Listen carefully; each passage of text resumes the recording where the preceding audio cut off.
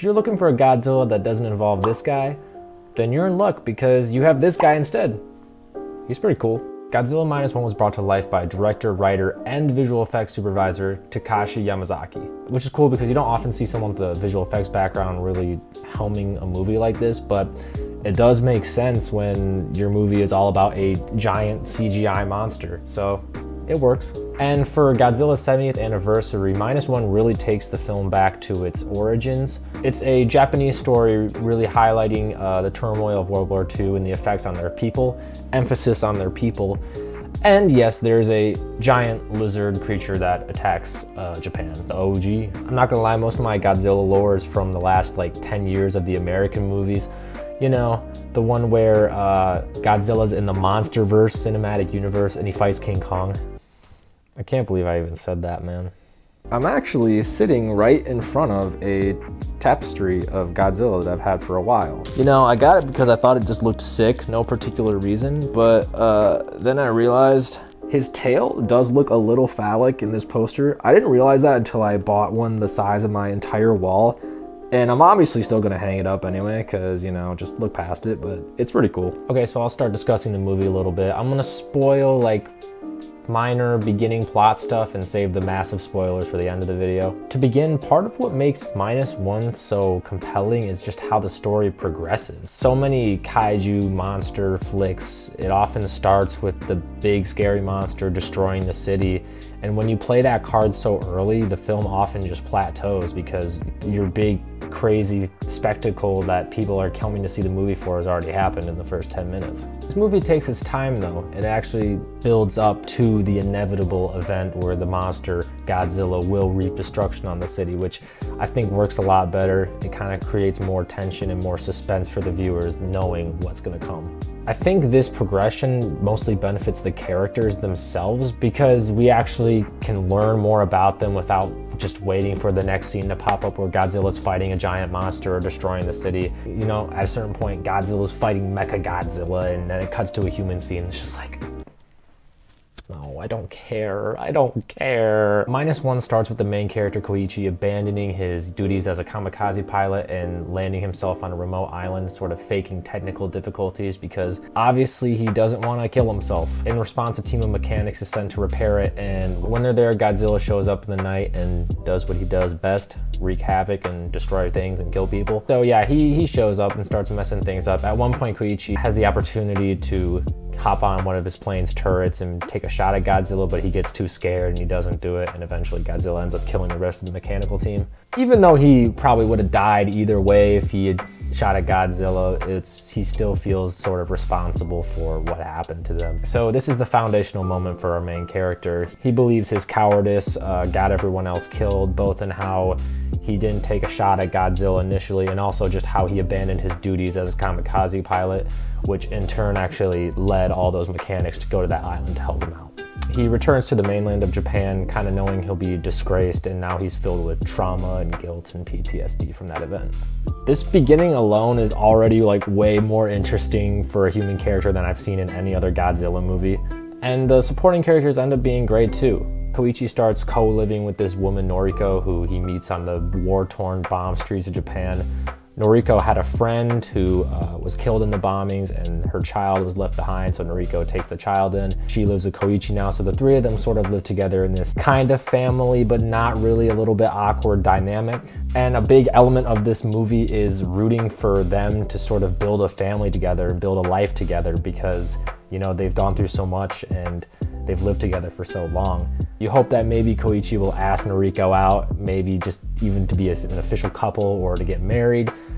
She clearly likes him, but he won't do it. He also doesn't really acknowledge the little girl as his official daughter, even though she calls him dad. That's what I mean by the awkward family dynamic. Koichi still sort of has a little too much guilt and beef with himself.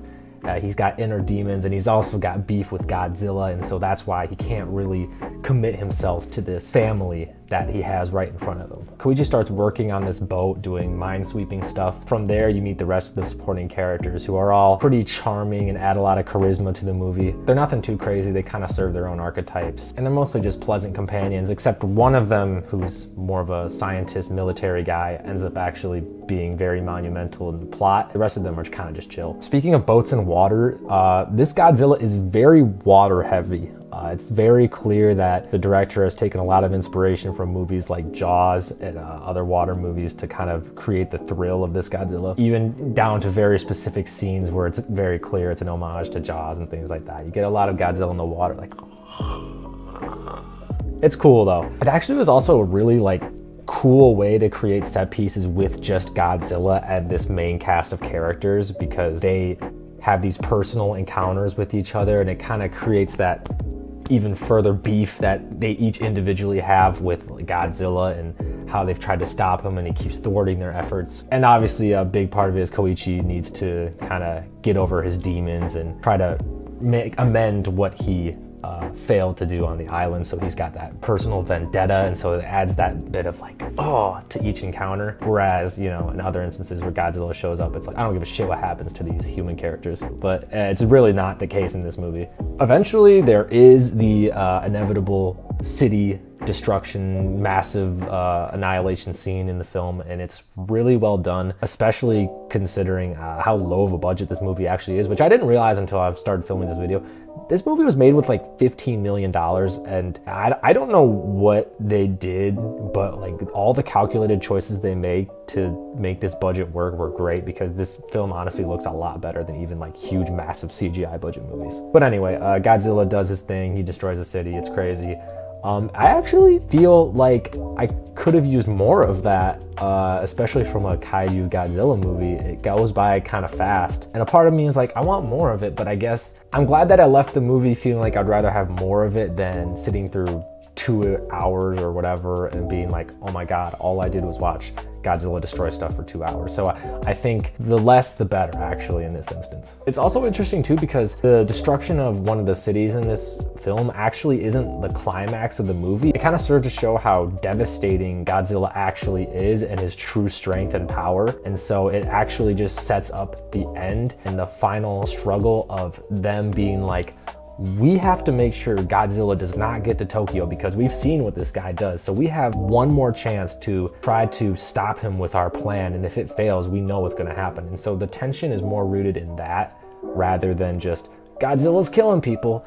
And it's kind of a different feeling and tenseness, and you really start rooting for them to execute their plan. Speaking of the plan, kind of the whole ending of the movie, I'm not spoiling it exactly, but I think they have a pretty creative, unique way of how they try to stop Godzilla. I mean, I don't know if it's been done before in another movie or whatever. I don't think so. I'm assuming not. I thought it was pretty unique and creative. From a scientific standpoint, I'm sure none of that holds up at all, but how the hell would I know? I'm not a scientist, so I'm gonna just watch it.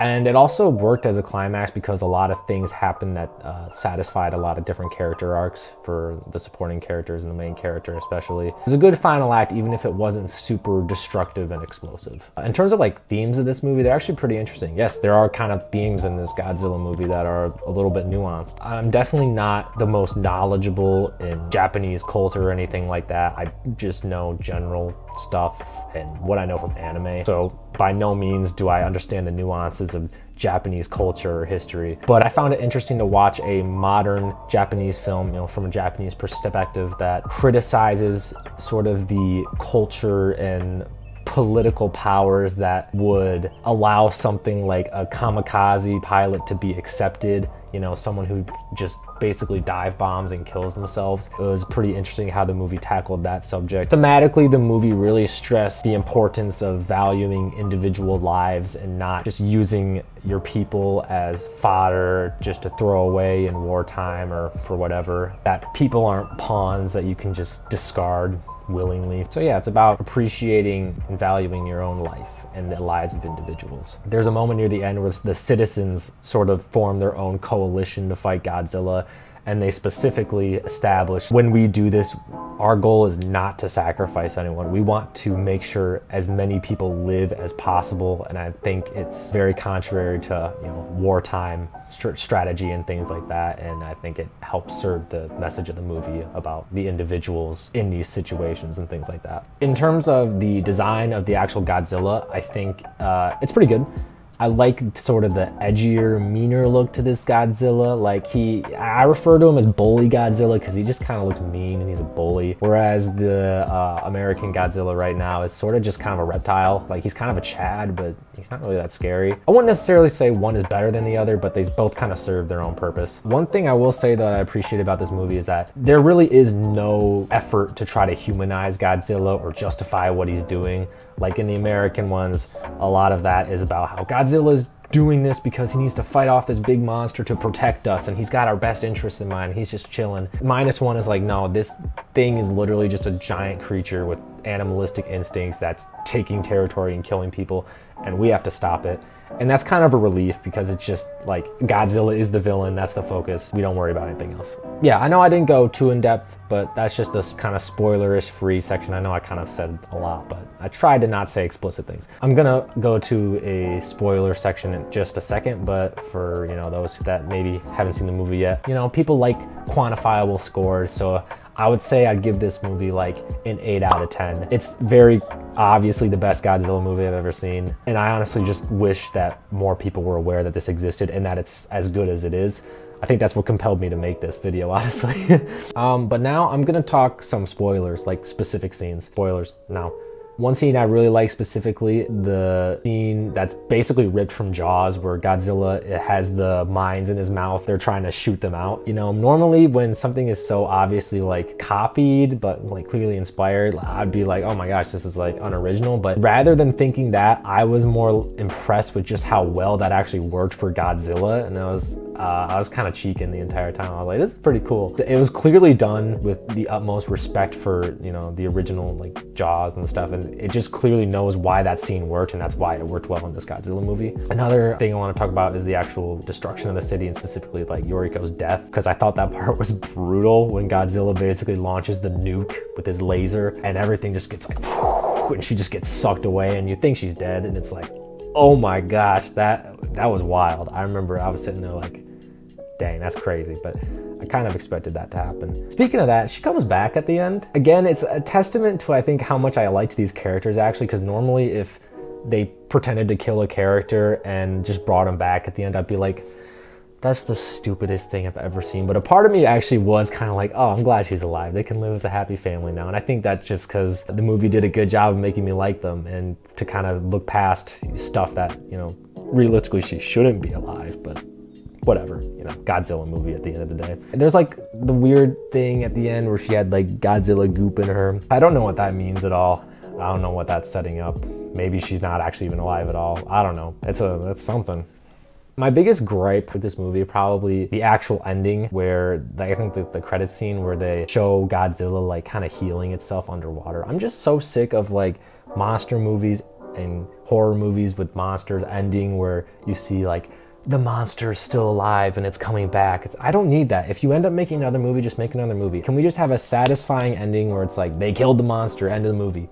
So you can just leave it at one. Everything is just trying to set up sequels and franchises. So that annoyed me. I was like, but not a complete deal breaker for the movie. Last thing I'll touch on is the ending where he has the ejector seat. I think that was a fitting ending to that sequence. It was pretty obvious that he wasn't actually gonna just dive bomb into Godzilla and kill himself. Kind of goes against the point of what the movie was going for, so it's not like that part was necessarily surprising, but it was good to see also how the mechanic helped build that into the plane. Rather than holding that grudge against him, he actually, they worked together and they're like, we can help people now, also save yourself while we're at it, while also helping people. So it was a cool ending. Honestly, I'm sure there's a lot more that I'm just like forgetting to talk about right now, but I'm gonna end the video here. That's just my thoughts on the movie. At the end of the day, the most important opinion is your own. Love to hear it. Share in the comments what you thought of this movie, what you thought of what I had to say about it, anything really. I don't know, maybe I'll make another movie review sometime. I don't really have a consistent theme on this channel. I just kind of make what I want. Yeah, I had a good time. So